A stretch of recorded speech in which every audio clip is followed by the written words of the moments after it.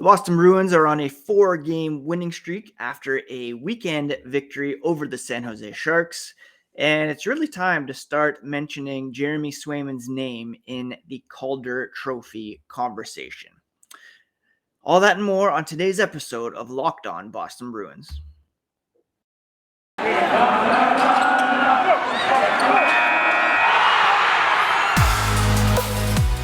You're Locked On Bruins, your daily podcast on the Boston Bruins. Part of the Locked On Podcast Network, your team every day.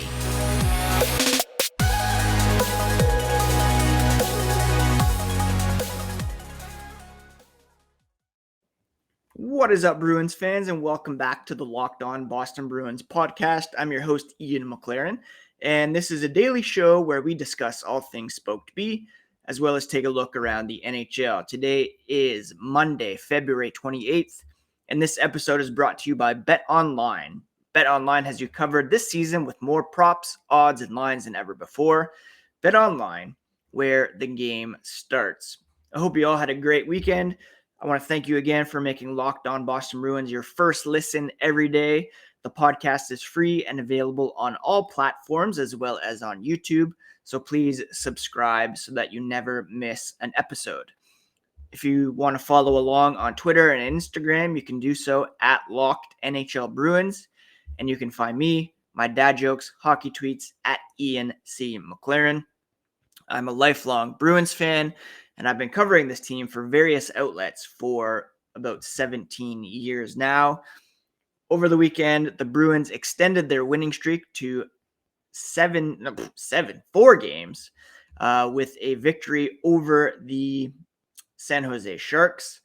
They have begun this Western Conference road trip with 2 straight wins, coming off a big win over the Colorado Avalanche last week, and then a victory over the Ottawa Senators before that. They'll be in action tonight and tomorrow night, back-to-back in Southern California, taking on the Los Angeles Kings and the Anaheim Ducks.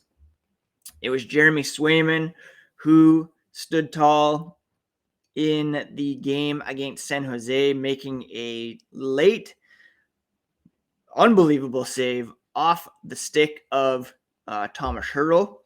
And, he called it a hope and a prayer, put the glove up, and it worked. And,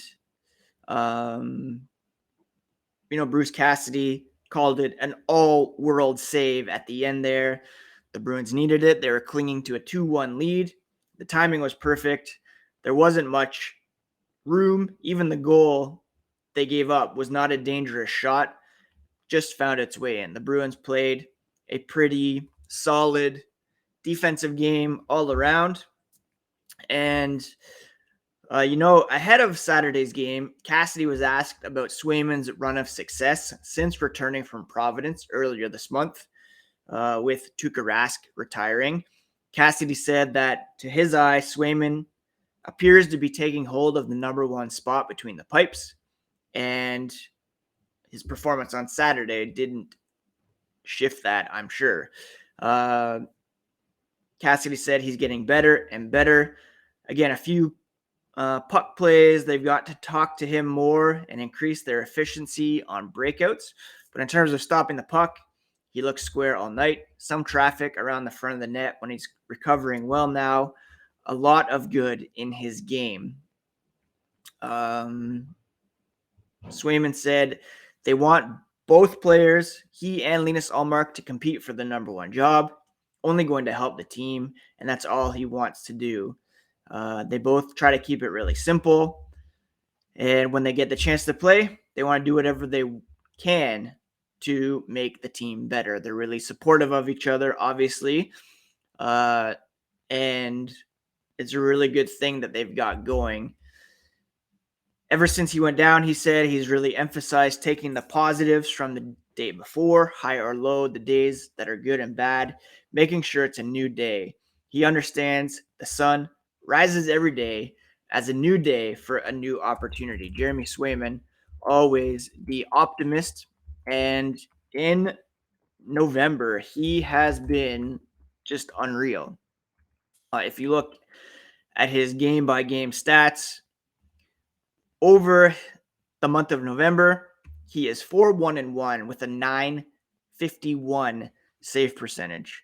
That's just insane. He had a bit of a bump in his first game back, allowing a couple goals in limited time against the Dallas Stars on January 30th. But since then, he's been lights out. For the season, 12-7-3 with a .926 save percentage. And it got me thinking that he really should be in the conversation for the Calder Trophy. If you look back to last season, Alex Nedeljkovic was a finalist, came in third for the Calder Trophy. He appeared in 23 games, went 15-5-3 with a .932 save percentage. So far this season, Swayman has appeared in 23 games, 12-7-3 record with a .926 save percentage. So he's not that far off Nedeljkovic's numbers from last season when he was a Calder Trophy finalist. And if you go back over the course of Swayman's career, .931 save percentage over 33 games, 19-10-3. So the Bruins have 30 games left. He could get up to 40 starts.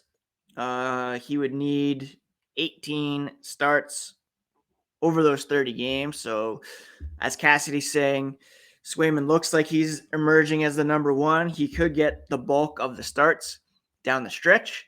And if he's able to maintain these numbers, certainly he should be in the Calder Trophy conversation. When you look at the other top rookies in the league, obviously you have to give an edge to Lucas Raymond, 15 goals, 27 assists for 42 points for the Detroit Red Wings.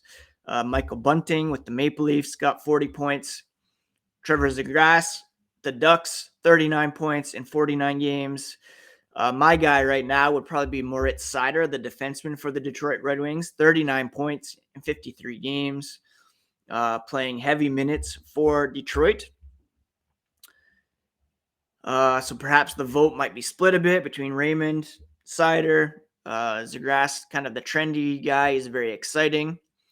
But I really do think that Swayman belongs in the conversation, especially if he gets up to 35, 40 starts and he continues to maintain this high level of play. Probably won't be as good as he's been in February, but, .925-ish save percentage should certainly get the job done.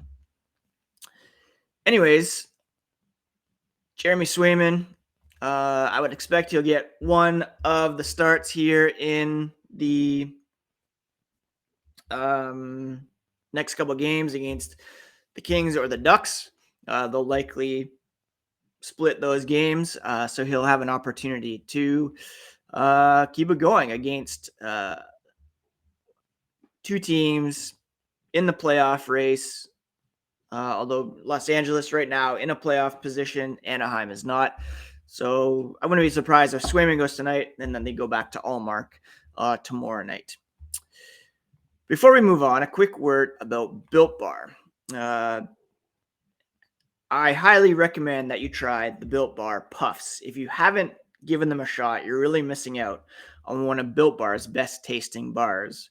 They're the first ever protein-infused marshmallow. They're fluffy. They're marshmallowy. They're not just a protein bar. They're a treat, and they're covered in 100% real chocolate. Puffs are a fan favorite with some incredible flavors: cinnamony churro, coconut marshmallow, banana cream pie. All Built Bars are covered in 100% real chocolate, and they're low-calorie, high-protein. You can replace your candy bar with these. They're a better option. Typical candy bar can be anywhere from 200 to 300 calories. At Built.com, you can see the macros. Most Built Bars contain about 130 calories. 4 grams of sugar, 4 net carbs, 17 grams of protein. At Built Bar, they're all about the taste. They make it taste delicious first, then figure out how to make it healthy. I don't know how, but they pull it off every time. They have so many delicious flavors. And you can go to built.com right now, put together a box, and use promo code LOCKED15 to get 15% off your order. That's promo code LOCKED15 for 15% off at built.com. Thank you so much for making Locked On Boston Bruins your first listen every day. For your next listen, check out the Locked On Now podcast, nightly recaps of every NHL game with analysis from our local experts. It's free and available wherever you get your podcasts. Now, I wanted to mention just one final note about Jeremy Swayman. Not only is he far and away the best rookie goaltender in the NHL, one of the best rookies in the NHL, but when it comes to all goaltenders who have played at least 20 games this season, he is among the league leaders when it comes to save percentage. You have Igor Shesterkin, who is Vezina Trophy favorite, Hart Trophy candidate. Ville Husso, who's only played 20 games. He's got a .935 save percentage. Frederik Andersen in Carolina, .930. And then Jeremy Swayman with a .926 save percentage. If you kick it back to last season, among all goalies in the NHL, Jeremy Swayman, among all goalies who have played at least 20 games. Let's see what happens if we kick it up to 30 games. He still tops with a .931 save percentage. Again, small sample size, but he has been excellent in his NHL career and deserves some Calder Trophy consideration. Probably deserves to at least be a finalist. Now, Brad Marchand gave Swayman plenty of support. Just his second game after returning from a 6-game suspension, he scored 2 goals, added an assist, and also had 8 shots on goal to earn the Big Bear of the Night honors here on the Locked On Boston Bruins podcast. It's nice when you score, he said, but he was just happy with how he felt. He had the 6 games off. He also just welcomed a new daughter, Rue. Congratulations to the Marchand family. He said there's a lot of things that went against him for his conditioning level. Missing 2 weeks is tough, but he was really happy with how things felt in this game against the Sharks. And it's the excitement to getting back with the group when you're away, added to it as well. So hard to be away from the team for that long and not play. When you get back, you almost feel like you have something to prove for the guys and you want to be good for them. Still a bit of a learning curve getting back into it. Again, welcoming a new child, traveling across the continent, and it makes it a lot easier when you win. It's the most important thing. The Jake DeBrusk on the top line experiment continued, and he sent a beautiful cross-ice feed to Marchand on a 2-on-1 to set up that goal. Taylor Hall then set up the second goal on that one. He said, when you take care of little details, good things happen. Both Jake and Taylor made a hell of a play. Not a lot of room to make those passes. And he called Taylor Hall a very gifted player, made a highly skilled play there to put them in the lead. And he did a great job. Interesting that it was 2 left-hand shots feeding Marchand on those one-timers.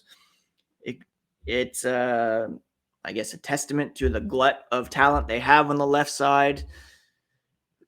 It'd be nice to get a natural right-hand shot on the right side on the top line. Jake DeBrusk, as I talked about on Friday, kind of boosting his trade value here. And we'll see how long this continues with the trade deadline only 3 weeks away. Marchand said that without Pastrnak skating on the top line, it provides him an opportunity to fire more pucks on net. He has 15 shots over his last 2 games. He said when Pasta's not out there, he does have more of a shot mentality. He said DeBrusk is really good around the front.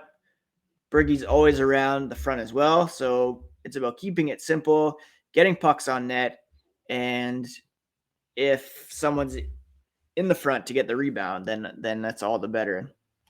DeBrusk is now on a 4-game point streak, 4 goals, 1 assist. He said it's obviously a joy to play with Brad Marchand. So much talent, so fast, so skilled, not to do a lot of good things on the ice when he's skating and competing. And it's great to see, fun to play with when he's playing like this. Bergeron said Jake made a really nice play. They have kind of a read on James Reimer from his time with the Toronto Maple Leafs. He was a net for the Sharks. If you can get him moving sideways, you have a great chance. And some great plays on those one-timers to get Reimer moving from side to side and to beat him in that way. So the Bruins, again, now on a 4-game winning streak ahead of tonight's game against the Los Angeles Kings. Kings second in the Pacific. They've done a really good job of retooling, reloading, and I really do think that, this might be one of the tougher challenges they face on this road. Well, that's probably not true. On Thursday, they'll be playing Vegas. So it'd be nice to keep this winning streak going, and they'll have an opportunity to do so, like I said, tonight against the Los Angeles Kings. Now, before we get to some news and notes from around the NHL, football might be over, but college is in full steam for both pro and college ranks. And you can get all the latest odds, totals, player performance props, also odds on where the next fired coach is going to be at betonline.net, the number one spot for all your sports betting needs. BetOnline is the best spot for all your scores, podcasts, and news. And it's not just basketball. BetOnline.net is your source for hockey, boxing, UFC, right to Olympic coverage and information. Head to the website today. Use your mobile device to learn more about the trends and action at BetOnline, where the game starts.